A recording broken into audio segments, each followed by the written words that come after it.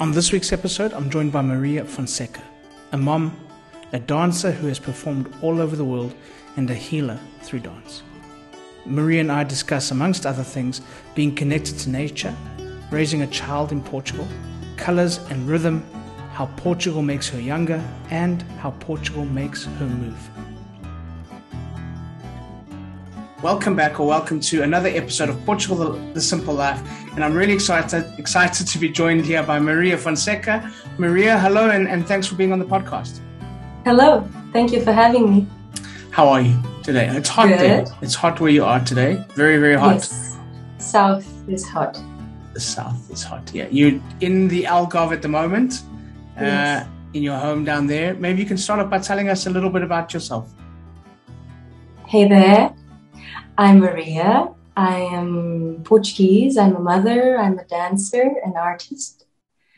I have lived 9 years abroad in the UK, and I studied there, dance theater, and I worked there.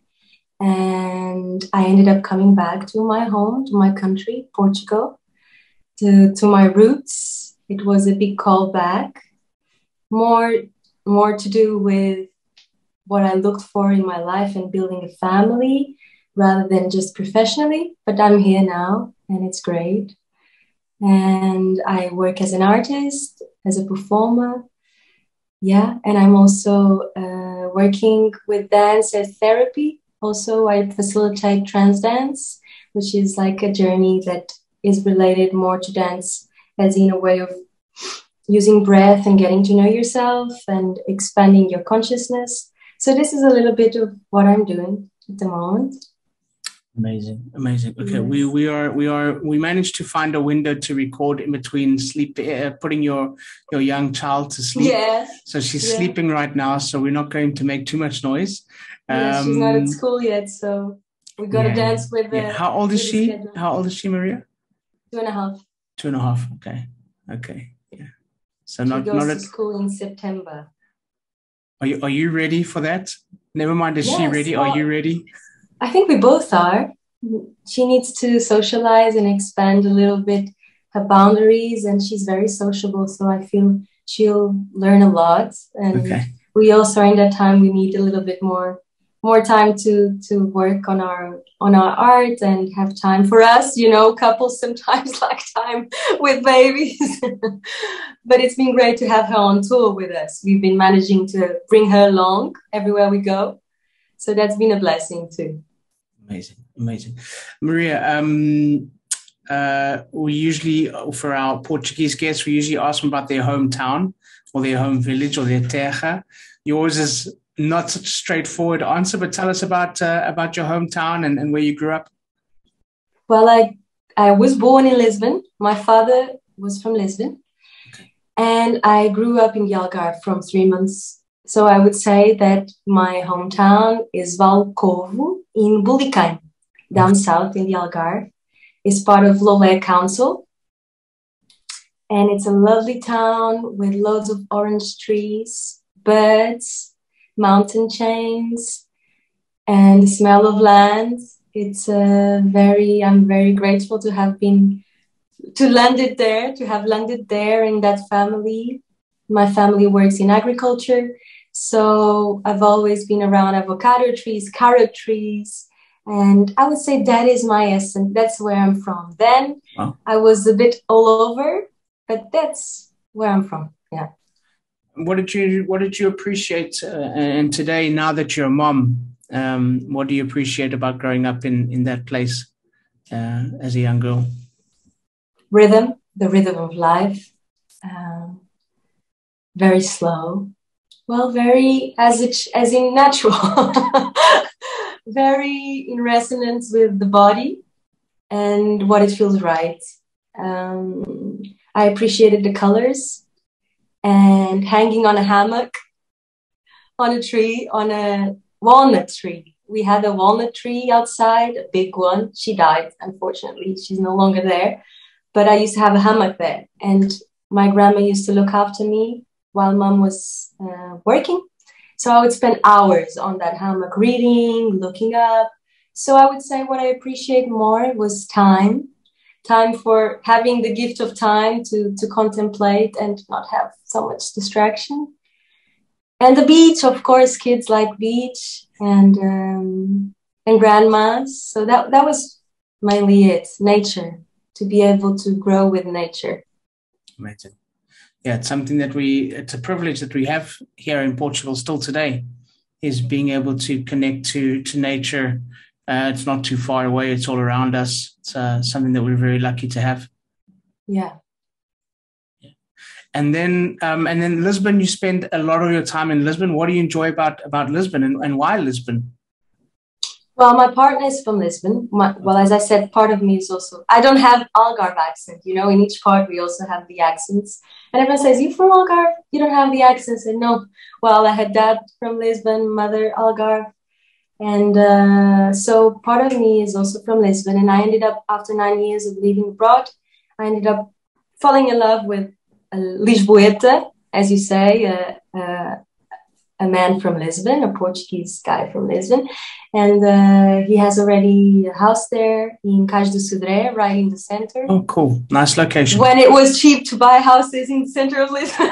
When? Yeah. It's still wonderful, but, the prices got up. I read in Time Out that it's the third city or the fourth most expensive city now to live. Well, it's still lovely, but prices have gone up.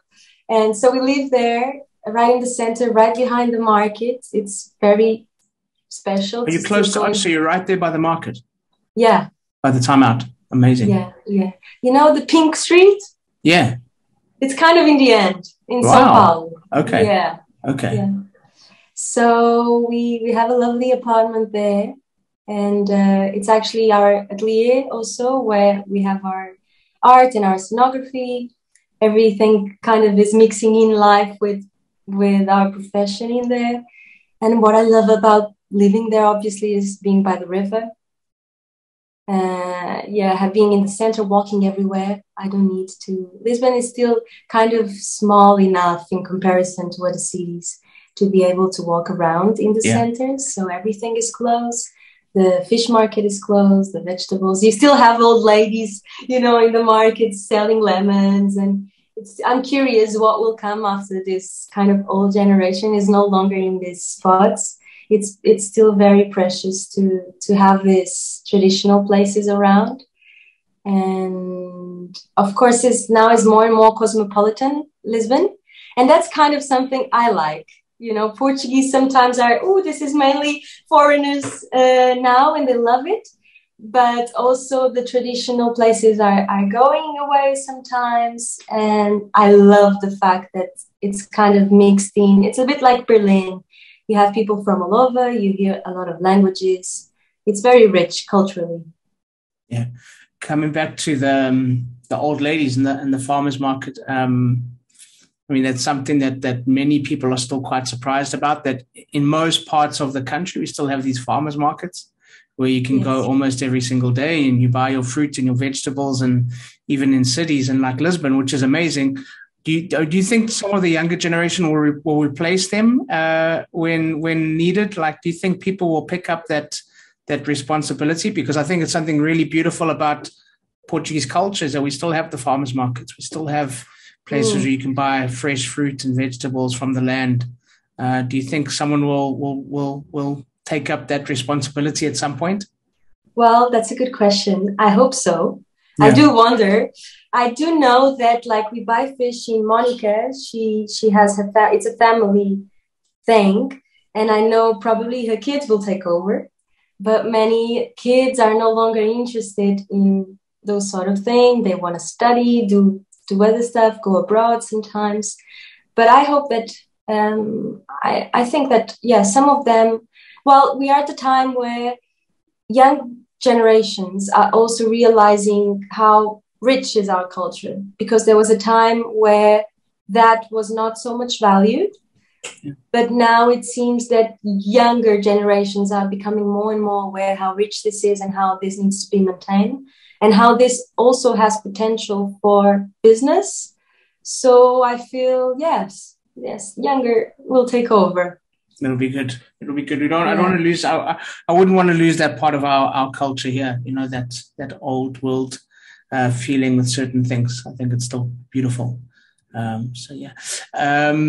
Maria mentioned. I mean, how did growing up in this place inspire you to dance? I mean, let's just put this into perspective. How you and I got into contact.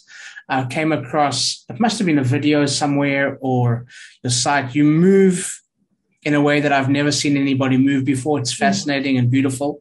But how did growing up here inspire you to start doing that as a young girl? How did you get into dance?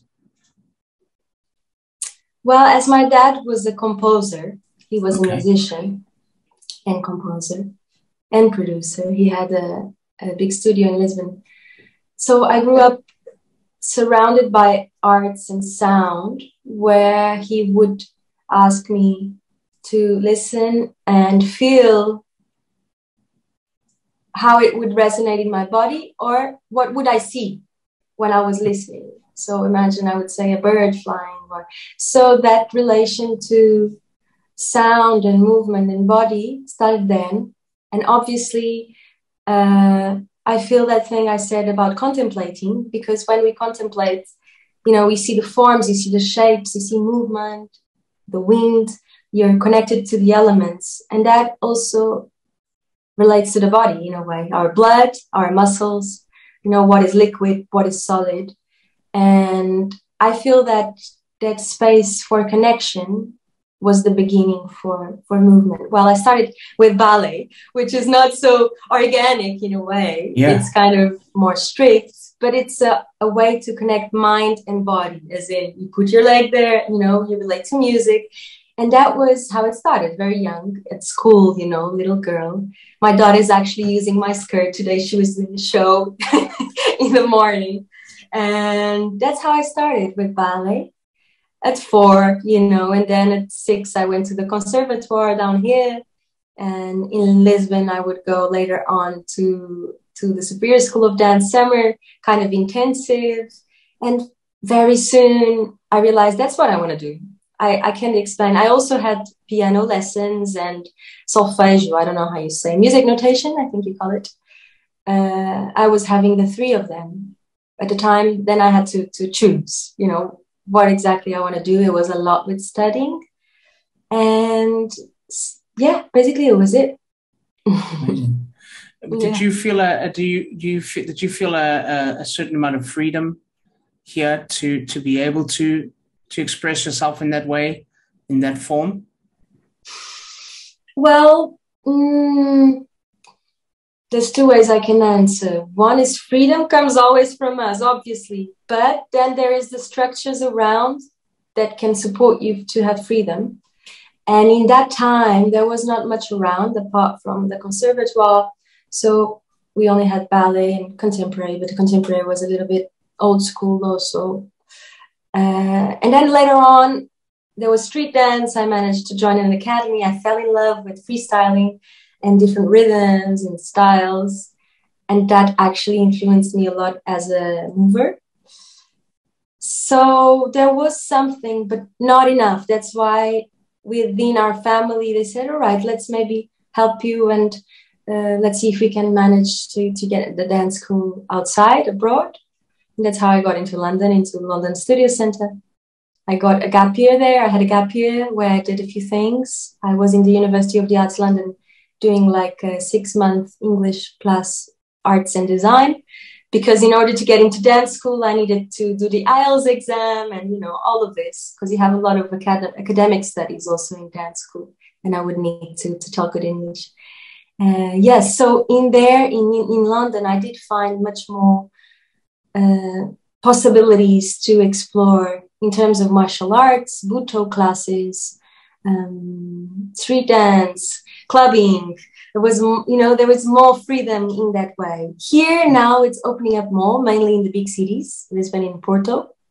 There is a lot of shows and also more and more classes and workshops, also from a lot of dancers that went abroad and also come back and bring a lot of influence.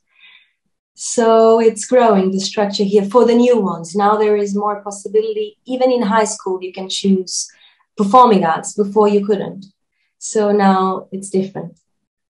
Interesting. And how did you kind of get onto the idea, or how did it come about that you wanted to kind of help people through dance in your classes and in your sessions? How did that all come about? Well, I had the gift of having, well, my father was very much into New Age and active meditations because he's been in an ashram in India, and he passed that on to my brother, Khalid. He has a company called Enjoy. I don't know if you have come across. He does like active meditations and retreats. So I grew up dancing in school and conservatoire, but also doing this kind of retreats and workshops that involved the body and breath. So I did trance dance from around 13 with my brother. And that gave me a different insight how this actually is such a powerful tool for transformation, really, and to connect with not only the physical self, but with dream world, with the unconscious, with dealing with trauma, with getting to know yourself, basically, and having fun also, and expanding, celebrating. And that's how it started. So when I went to dance school, it was a little bit of a paradigm because I was doing what I always wanted, learning in a school I always wanted, but I felt such a, how do you call it? A vow? We call it, no, there was something lacking. I would look at the dancers, yes, you learn to put your leg up there, you learn to be out there. But in order to be out there, you need to be out there inward, you need to get to know yourself. And I was like, so I was curious, where did dance actually came from? So my thesis was about that, about dance and its beginnings, its roots. When did it actually start? It started even before religion. Dance was actually the first way of expressing, of praying or honoring, or let's say, of connecting with what you say, something from beyond or above. They would do dances, as you know, the Native Americans, they do dances for the farmings, in order to have rain. There is the sun dance, there is the moon dance, there is the death. So they honored the rites of passages in a way that we no longer do. It was through art, it was through dance, it was through repetition, hours, music, using the body. It still exists, but it's exists, unfortunately, these days more as a performance. Even the Sufis from Turkey, the dervishes that spin for hours. That had, even in church has existed dance, but it has been forbidden. So my thesis was about going back and relating those dances with modern dances and seeing actually how professional dance, in a way, has separated everyday people from dance itself. Because you say, oh no, I'm not a dancer, or I'm not a dancer. Basically, you detach yourself from the possibility of you yourself being a dancer. So yeah, you become dance. That's why my website is called Become Dance. Become Dance, yeah. In a way, because it's, yes, you have the ability to become the dance and no longer be yourself, to dissolve. So that's how it started, with the influence of my brother, and then later on with my dance college and all these questions, and Merce Cunningham, which was the master of dance. I don't know if you know that he said he was inspired in Buddhism for his technique, which is Cunningham technique. And but how? It's so against the natural, and Buddhism is about, so all those questions the monkey mind started going, come on, let's understand something deeper. And that's how it started. Incredible. What were some of the things? One of the things that I've seen that you do these classes and encouraging people to move and to be natural. It's really important that you create a space where people feel comfortable, where people feel safe, where people feel confident to express themselves. and it's not always easy to create that kind of environment with a group of strangers. What do you think in it is, and I've seen a couple of videos where you kind of leading these classes, or not leading, but just accompanying, and you've got a huge smile on your face. It seems like something that you enjoy deeply. What do you think it is in you and in who you are as a person that enables that environment where people can be comfortable and feel free to do that?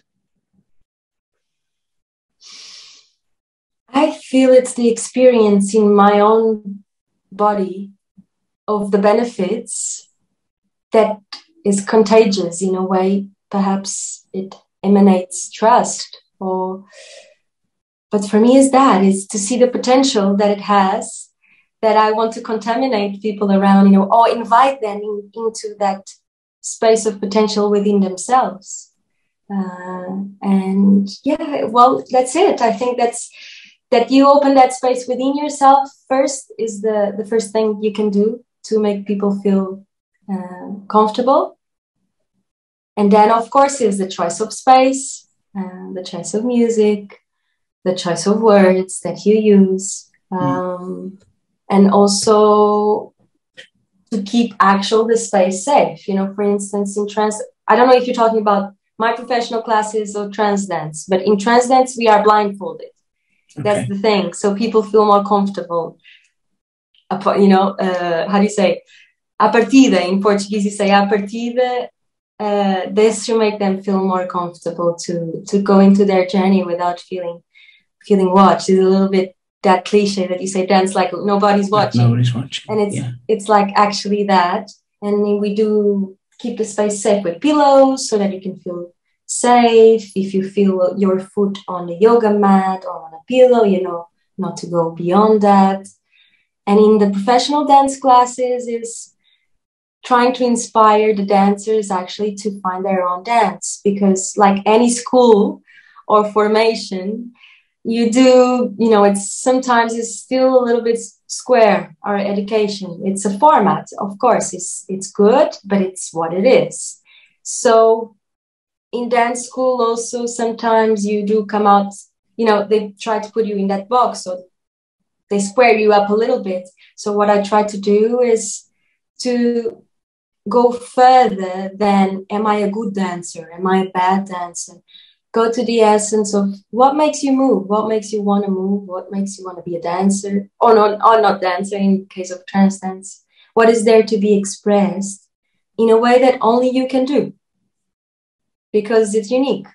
No matter what, if it looks good or not, the intention, I feel it's the most important. Whether in professional class or in dance therapy, that's what I feel is the most important. Beautiful. Do you think the way that you were brought up, you mentioned how your dad would sit you down and ask you to listen to music and asked you how it made you feel, how it moved your body, or what you saw, which I think is so fascinating, to tell a child what do you see when you hear this music. I think it's such a beautiful way to exercise a child's imagination. Do you think that sort of space and I suppose freedom that he gave you, do you think that's influenced who you are today and how you help people do a similar thing? Certainly, yes, of course. Yeah. To make you or your child see its way and explore that imagination or those possibilities in body and mind. In these days we are so overloaded with screens and information, even in kids, because as parents, it seems we have less time and it's so easy to just stuck them on the screen in order to do that work, so we live in that duality constantly. I feel more than ever is important to connect children with arts. And that's something in Portugal, I hope, with all these external influences coming in, there are many artists coming from Europe, that children also are involved in that, and there is more possibilities for children to see art and to be involved and fall in love with it and be curious. I feel the sense of curiosity is so important to nurture in a child. Yeah, and certainly my father having done that with me Also, my mom was also an artist. She's very ill, unfortunately, but she used to be interior designer. So I had that mixture of the aesthetically, you know, she would do decoration and architecture of buildings, internal, the part, how do you say? Arquitetura de interiores. The interior design. Interior design, yeah. Exactly. Interior design. So the combination of colors, and that also stimulated going along with her. Not just, you know, this thing of leaving the kids in a place in order for you to do your thing. I feel it's also good that we bring them with us. I know sometimes it's tough. We feel it. Even before a show, sometimes it's like, we thank God we have a great babysitter, but we need that time to focus. But also having a kid brings you different grounding and makes you less egocentric. Also, as an artist, you know, artists have this thing: I need my time, I need space, I need my practice in the morning. And then you learn, oh, actually, I need to learn another dance. I need to be more flexible. It's still possible, but we find a different way. So we become more plastic in the choices we make. Yeah, that makes sense. You mentioned you spent this time in London, and that was how it was a place for you to grow as a professional, as a dancer, to have different influences for your movement. But you also mentioned that you felt the calling to come home and to come back. Yeah. The calling to come back home, to come back to Portugal. What were those things that brought you back here? What were those things that you were longing for? We have that beautiful Portuguese word, saudade. But what were those things that you wanted to come back to from the UK? Well, was family, first of all, because my dad died when I was in London. And yeah, it's just, you know, when you're a teenage, I went with 16. And then dad died when I was 24. So during that time where you're thriving for life, and, you know, time keeps pushing you to be someone, also in London, that sometimes I always came back home and they went there. But it got to a moment when that happened that it shifted my vision of priority. Of course, your life and building your life is a priority, but you only have, you know, your family once, and you have one mother and one father. So that was a wake-up call, kind of, to check in. Am I doing what I love? Yes. But is it worth being away so long for not sharing space and time with family? Is what I'm doing fulfilling me enough to be worthwhile that? And at the time, I was considering a lot of things about being a performer for other companies. I started questioning performance for something to entertain that I still love doing, and it's still possible to perform on a stage without being entertaining, you know, being external. But I wanted to take a break. It brought a lot of questions, and I was not so fulfilled on stage anymore. So I started planting seeds in Portugal because, you know, when you have a network in the art scene, it's your family and it generates work also. And going back to Portugal would mean I would restart somehow from the beginning, not beginning, obviously, but to build my network. And obviously I knew that London wasn't forever. You know, it's lovely to study, to meet people. I have now friends from all over the world because of that. But the quality of life in Portugal, the sun, the land, the food, the people also, there is a sense of time more than I found in England. In England, I always felt a little, I realized if I live here longer, in London, not England, I will age sooner, you know, going fast and always working, because it's also an expensive city to live in. I knew I wouldn't want to have a family there. Although it supports you also in a way to have family, I knew I didn't want that. So the land, the sun, and the quality of life certainly was, and family for sure, the reason why I decided to come back. And I mean, for having a you mentioned family, you've mentioned all these beautiful things. For how important for you was it to have your daughter here and raise your daughter here as opposed to a place like London? Not saying anything bad about London, but you wanted to raise your daughter here. And what were some of those things that were important to you for raising her? Well, having a little support from the family around, for sure. And just a connection to really the sea and to the elements and to color. Because when you live in a great place, it's just different. Your body feels different. You feel different. You know it. You live here. And the connection to the language also. And to be able to speak our own language and eat good food. And so it was a sense of safety, I would say. I felt safer, not as in it's dangerous to live abroad, but I felt a sense of warmth and safety to grow harder here, to accompany her here. Yeah, it was. I also one of the reasons I left South Africa was a large. I mean, at that time I didn't have a family, I didn't have children or anything. But part of the reason was I wanted a better place to raise them, and I look at the life that my children have now, and that's exactly what I wanted for them, was the life that they have now. This connection to nature, being able to play outside. Our little boy Benji loves the beach, and this for me just makes me so happy. He always wants to go to the beach now. He just wants to be by the water, and I think it's a special thing, and we have a beautiful place for that, for to raise children that way. I think it's a privilege. Yeah. Certainly. If you do decide to open a dance school, you need to enroll my other daughter, Frederica. She loves to dance. My wife took Freddie and Benji on a train the other day, and she spent the whole train ride dancing up and down the aisles with all of these random movements that reminded me of the way that you dance. So I've shown her some of your videos, and she thinks it's amazing. So yeah, you need to. Well, I want to see hers. I'm sure she's even more amazing.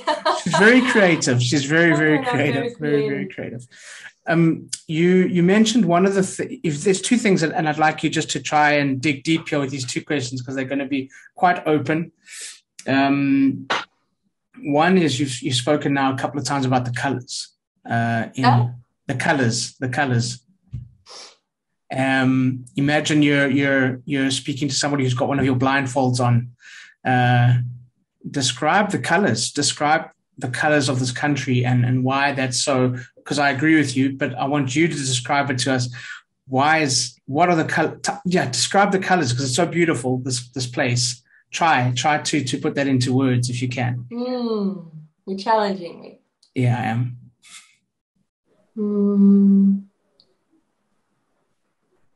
Vibrant, shiny, lively, vital, beaty. Can you say that? Beaty, like a beat. It's pulsing, okay. Pulsating. Yeah, pulsing. Yeah. Yeah, I get it. You want more? Always. No, that makes sense. I feel that's it. Rich, very rich and inspiring, full of textures. Yeah. Okay. Yeah, that's good. That's very good. I like it. How does this place move you, Maria? How does Portugal move you?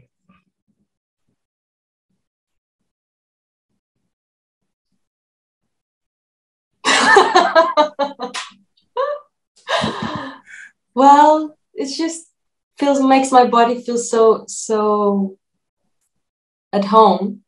Home makes me feel home. It inspires me to move. Well, inspires me to move almost daily. And not only in dance and in my work, but in everything I do. If I go to the supermarket, if I go to take Hara somewhere to the park, it really inspires me to live totally and also share that with others. It moves me, it makes me curious and makes me want to live fully and actually get to know better my culture. You know, my next step will be, I want to extend my dissertation about spirituality and dance. And I want to dive deeper into the Portuguese Asian dances. I haven't had the time yet to work, to research as I wished, only on the surface. And it's a very special place. It's the reason why so many people come to live here, and it inspires them also to do startups and to do their work and manifest their dreams. So it's a land that opens space for that, and just the quality of life and good weather, that is in itself is already a good white canvas to start, you know, working on whatever you want to do. And yeah, that makes sense. Maria, one thing that you want people to remember and take away from our conversation, just one thing.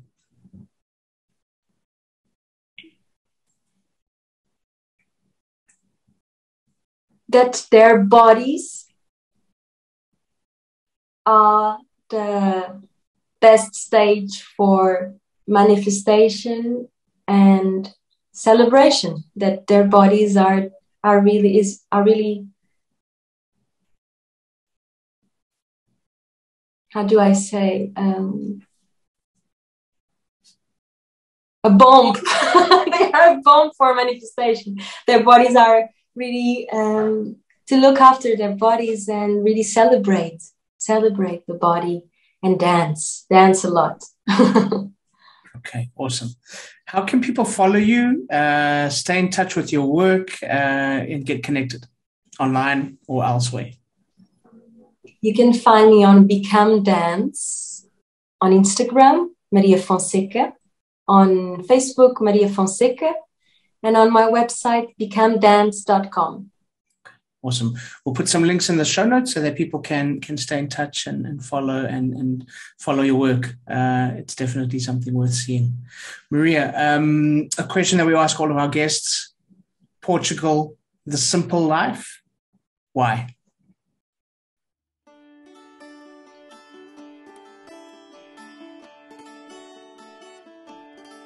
Because a simple life is everything.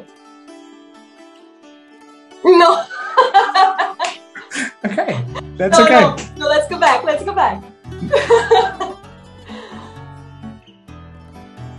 it is. It's true. It is. A simple life is everything, but that can be done also elsewhere. Portugal, a simple life. Why? Because it's the perfect land to manifest, to live a simple life. Really. Yeah. Awesome. Thank you so much for being on the podcast. Thank you for having me. And I'm going to let you call it. It's a wrap. So thank you once again to Maria, and thank you to all of you for listening. Please subscribe, share with your friends, give us a thumbs up, and please leave a comment or a review. We'd love to hear from you. We'll be back next week with a brand new episode. And as we say in Portugal, um abraço. Welcome to the simple life.